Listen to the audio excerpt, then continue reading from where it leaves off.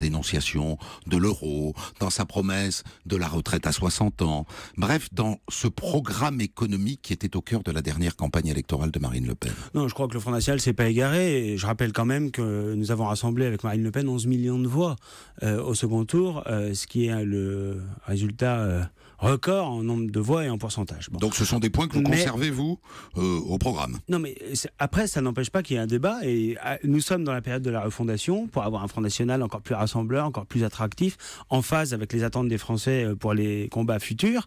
Et évidemment qu'on ne va pas s'exonérer de ce débat, du débat de la ligne politique, les points sur lesquels nous avons convaincu, les points sur lesquels nous sommes rassembleurs, et il y en a beaucoup. Et puis aussi, c'est vrai, des sujets sur lesquels, eh bien, les Français ne nous ont pas suivis, ou sur lesquels nos positions ont parfois été caricaturées. Je vous donne un exemple. En matière économique, par exemple, on a, je crois, un projet assez équilibré, qui consiste à dire, l'État doit jouer tout son rôle, mais que son rôle. C'est-à-dire, il doit protéger l'économie. Et c'est un vrai sujet en ce moment, quand Emmanuel Macron prend un certain nombre d'initiatives, justement, qui vont dans le sens inverse.